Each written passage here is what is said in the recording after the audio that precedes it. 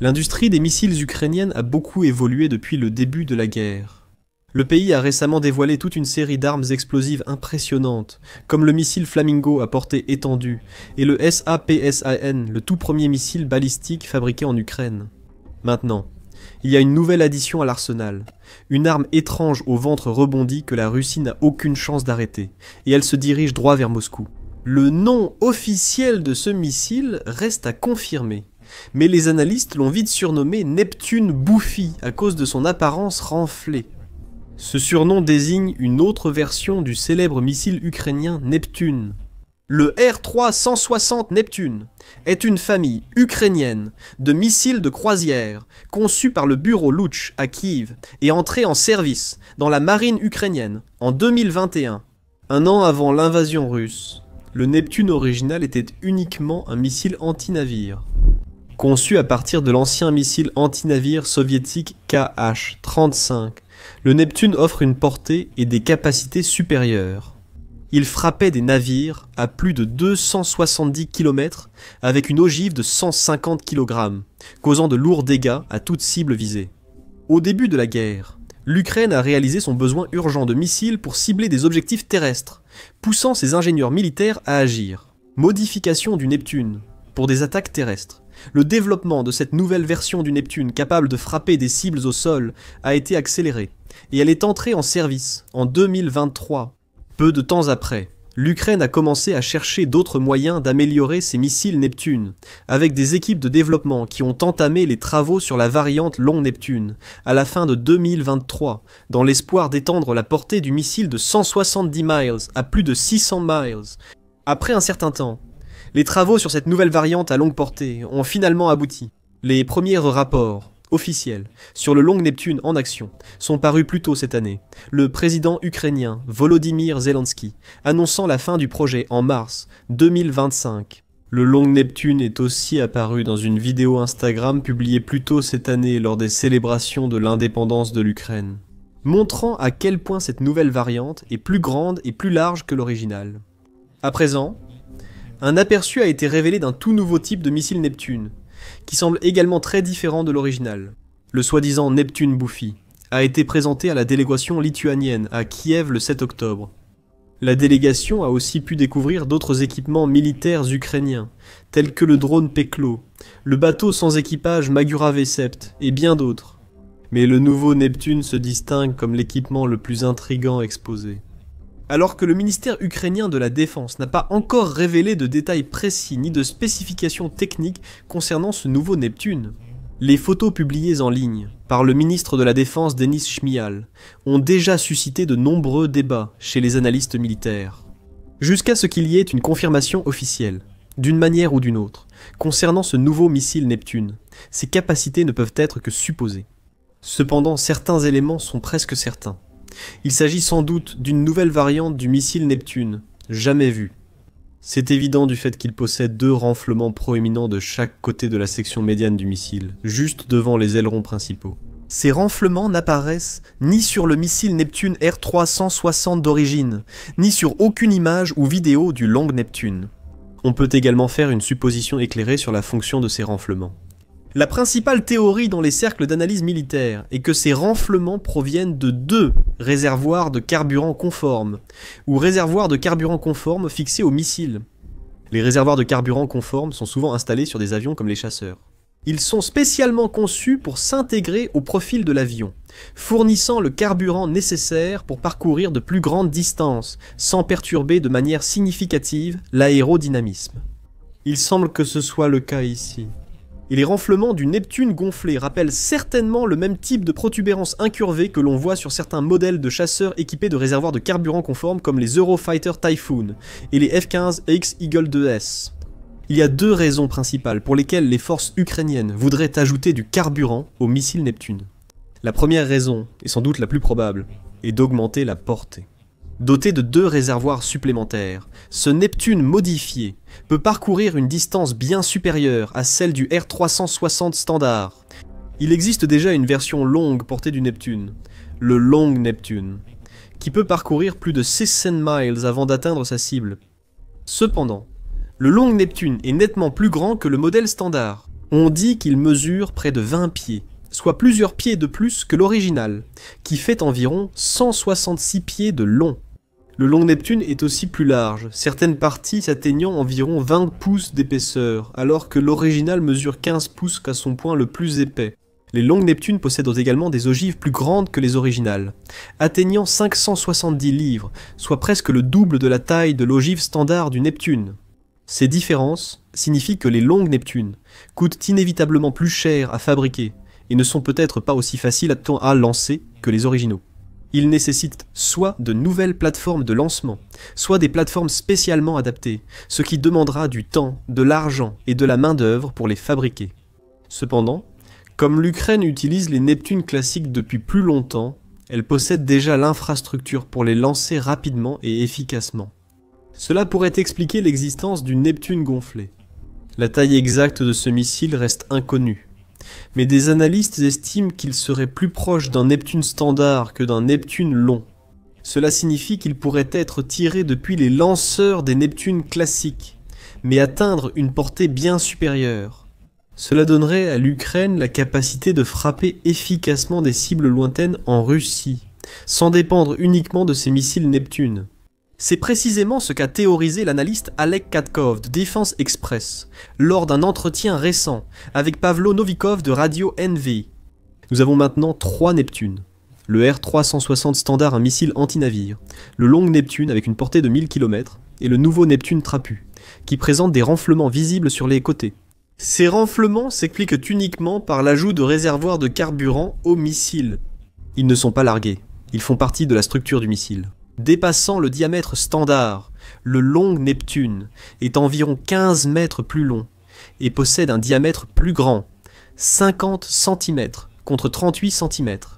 Pour le Neptune standard, le Neptune trapu est similaire en taille au Neptune standard, à l'exception de ses réservoirs latéraux supplémentaires. Le but est clair, plus de carburant signifie une plus grande portée, ou la même portée mais avec une ogive plus lourde. Comme l'indique Katkov, une autre explication des renflements des réservoirs de carburant du Neptune gonflé ou trapu serait l'installation d'une ogive plus grande que l'original. Ainsi, le nouveau Neptune n'irait pas au-delà de l'original, limitant sa portée à environ 170 miles. Cependant, avec une ogive plus grande, ce missile pourrait infliger des dégâts bien plus dévastateurs à toutes les cibles qu'il touche. Cela aussi serait un grand avantage pour l'Ukraine. Dotée d'une version plus puissante du Neptune, l'Ukraine pourrait mener des attaques plus destructrices contre des cibles russes proches, dans les territoires occupés, notamment près des lignes de front ou juste au-delà de la frontière. L'Ukraine a déjà un bilan impressionnant avec ses missiles et drones pour multiplier les frappes contre des cibles russes. Ses services de renseignement font un travail remarquable pour identifier les endroits qui contentent le plus pour le Kremlin, comme les raffineries de pétrole de grande valeur, les usines de production, les pipelines et les installations de stockage de carburant ou de munitions. Et ils les éliminent une par une. Cependant, la plupart des dégâts de ces attaques proviennent des drones, qui ne peuvent pas vraiment détruire de grandes infrastructures. Cependant, une frappe majeure de missiles, utilisant les nouveaux Puffy Neptune, pourrait suffire à éliminer définitivement ce type d'infrastructure russe de grande valeur. Si le carburant supplémentaire ne sert qu'à compenser le poids d'une ogive plus grande, cela reste un excellent ajout à l'arsenal de missiles ukrainiens. Cependant, de nombreux analystes soutiennent que le scénario le plus probable ici est que le Puffy Neptune possède une ogive de la même taille qu'un Neptune standard.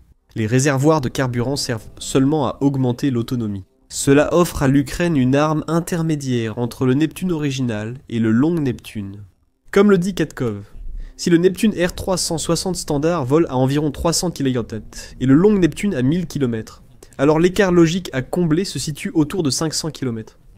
Donc, mon hypothèse prudente est que le Neptune trapu vole soit à environ 500 km, soit maintient la portée de 300 km mais transporte une ogive nettement plus lourde que la version de base. Defense Express semble être d'accord avec cette évaluation, écrivant « L'épaississement correspond très probablement à des réservoirs de carburant conformes, ce qui permet d'augmenter la portée du missile. » Rappelons que le R-60 a une portée déclarée de 280 km, tandis que le Long Neptune atteint 1000 km. Par conséquent, en tenant compte des gradations classiques des portées de cible, il serait tout à fait logique de supposer cela. Le Puffy Neptune vole à 500 km. 500 km correspondent à environ 310 miles. Certaines parties de l'Ukraine, comme les régions du nord-est, sont à moins de 300 miles de Moscou à vol d'oiseau. Cela signifie que si les évaluations des experts sont exactes, Moscou pourrait bien se trouver à portée de ce nouveau missile Puffy-Neptune. Le Neptune standard n'a jamais atteint cette distance, mais la nouvelle version le pourrait sûrement. Cela pourrait devenir un atout majeur pour l'Ukraine alors que la guerre continue. Même si le Neptune standard est un excellent missile, il a déjà fait ses preuves à maintes reprises. Il a été utilisé, par exemple, pour détruire des frégates russes et d'autres navires de guerre, ainsi que pour anéantir les radars russes et les systèmes de défense aérienne. Il a toujours été limité par sa portée. Il ne peut aller que jusqu'à une certaine distance, et la Russie le sait. Les commandants du Kremlin ont donc déplacé stratégiquement des actifs importants, tels que des radars précieux, plus loin sur leur territoire. Ils ont aussi veillé à ce que les nouvelles infrastructures, telles que les usines militaires, soient bâties plus loin dans l'intérieur de la Russie, rendant ces sites inaccessibles au seul Neptune standard. Et même lorsque l'Ukraine a reçu d'autres missiles de ses alliés de l'OTAN et de toute l'Europe, beaucoup d'entre eux avaient également la même portée limitée. Les missiles Storm Shadow, fournis par le Royaume-Uni et la France, atteignent environ 250 km, tandis que les Atacams américains frappent des cibles à 300 km. De plus, les nations alliées ont historiquement imposé des règles et des restrictions sur la façon dont l'Ukraine peut utiliser leurs armes, et pendant longtemps, Kiev n'avait pas la permission de déployer des armes de l'OTAN sur le sol russe. Le pays a donc toujours été en quelque sorte limité concernant les missiles.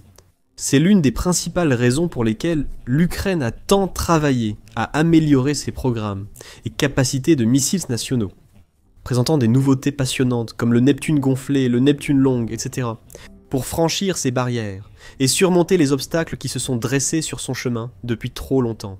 Maintenant, avec de nouveaux missiles dans ses rangs, il est impossible de dire combien de dégâts l'Ukraine pourrait causer. Beaucoup d'endroits que les Russes croyaient sûrs sont maintenant vulnérables, non seulement au long Neptune, mais sans doute aussi au Neptune gonflé. Et avec deux menaces similaires mais nettement différentes à craindre, le Kremlin n'aura aucun moyen de savoir quand, où et comment l'Ukraine pourrait frapper la prochaine fois. Le mieux, c'est que, même si nous venons de voir les premières images officielles de ce nouveau Neptune gonflé, on affirme qu'il est déjà prêt à être utilisé sur le champ de bataille contre la Russie. Lors de la présentation du missile, le ministre de la Défense ukrainien, Denis Shmyhal, a déclaré que les invités étrangers ont vu des solutions prêtes à l'emploi qui frappent l'ennemi à l'avant et à l'arrière. Nos fabricants ont présenté leurs produits, pouvant être fabriqués dès demain, dans les pays partenaires via le programme Construire avec l'Ukraine. Nous produisons et pouvons produire avec nos partenaires des drones, munitions, missiles, robots, artillerie et véhicules blindés. Nous appelons les États partenaires à investir dans la construction de l'arsenal du monde libre. Construisez avec l'Ukraine. Les armes de l'Ukraine sont les armes du monde libre. En d'autres termes, ce nouveau missile, ainsi que les autres armes et équipements militaires présentés à Kiev, sont prêts à être lancés, et pourraient même être produits dans des pays alliés, sans aucun retard notable. Cela suggère que l'Ukraine a la capacité de produire un bon nombre de Neptunes gonflés, renforçant ainsi massivement ses stocks de missiles, et peut-être permettre des frappes en profondeur plus fréquentes et percutantes contre des cibles russes dans les prochains mois. Déjà, des rapports indiquent l'impact énorme de ce type d'attaque. En ce moment, par exemple, il y a une crise gigantesque du carburant dans de nombreuses régions russes, et ces effets se répandent rapidement, loin et largement à travers cette vaste nation. Dans les régions occidentales, centrales, l'Extrême-Orient et les territoires occupés comme la Crimée, les stations-service doivent alors soit fermer complètement, soit imposer des restrictions strictes en contrôlant la quantité de carburant que le client moyen est autorisé à acheter.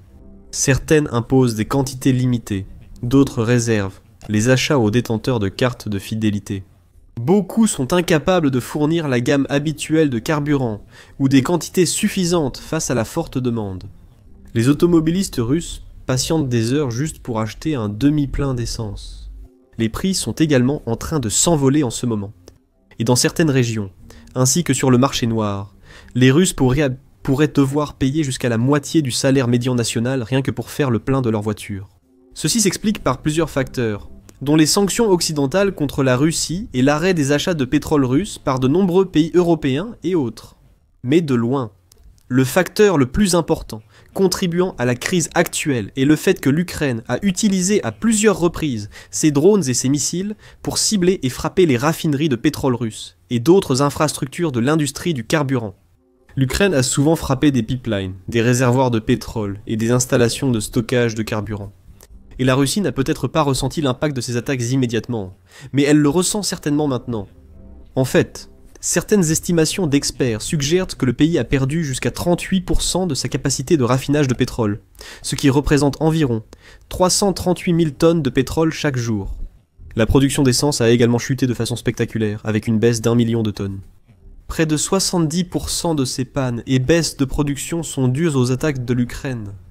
Si l'Ukraine réalise cela, avec de simples drones peu coûteux, et de petites ogives, imaginez les dégâts supplémentaires qu'elle pourrait infliger au Kremlin, avec des missiles puissants comme le Puffy Neptune. Même s'il transporte l'ogive Neptune standard, qui pèse environ 150 kg, cela suffirait à réduire des bâtiments entiers en tas de gravats, ou déclencher de grandes explosions et incendies, après un impact direct sur une raffinerie ou un site similaire.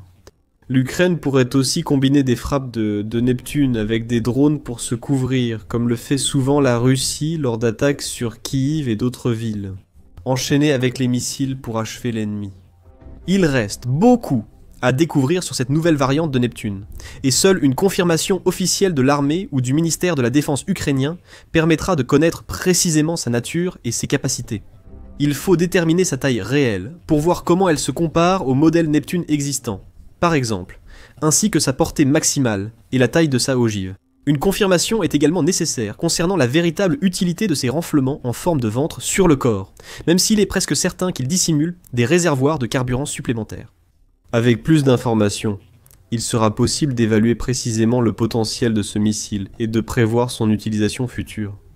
Une chose est sûre, ce nouveau Neptune renforce l'arsenal de missiles ukrainiens. Aux côtés du Sapsan, du Long Neptune et du Flamingo, qui ont aussi leurs avantages. Le Sapsan peut atteindre une vitesse 4 fois supérieure à celle du son, soit environ 5000 km/h. Le Long Neptune frappe des cibles à plusieurs centaines de kilomètres, avec une grande précision. Le Flamand Rose serait capable d'aller encore plus loin, avec la capacité de frapper presque toutes les principales bases militaires et infrastructures de grande valeur du Kremlin, à travers toute la Russie. Grâce à ces nouveaux missiles, l'Ukraine se renforce pendant que la Russie s'affaiblit. Le Kremlin subit des pertes militaires records et une économie en chute. Ses raffineries brûlent et la crise du carburant empire. Le cours de la guerre change définitivement. L'Ukraine prend l'avantage. La seule question est, quand et où le Neptune gonflé frappera-t-il en premier, s'il n'a pas déjà été utilisé? Maintenant, découvrez-en plus sur la situation désespérée dans laquelle se trouve le Kremlin dans notre vidéo récente. En voyant à quel point septembre a été infernal pour Vladimir Poutine et ses sbires du Kremlin. Ou regardez cette vidéo qui détaille à quel point la Russie est désespérée, au point d'envoyer des soldats au combat à cheval. Et enfin, assurez-vous de vous abonner à notre chaîne également, afin de rester informé de tout ce qui se passe sur les lignes de front en Ukraine et au-delà.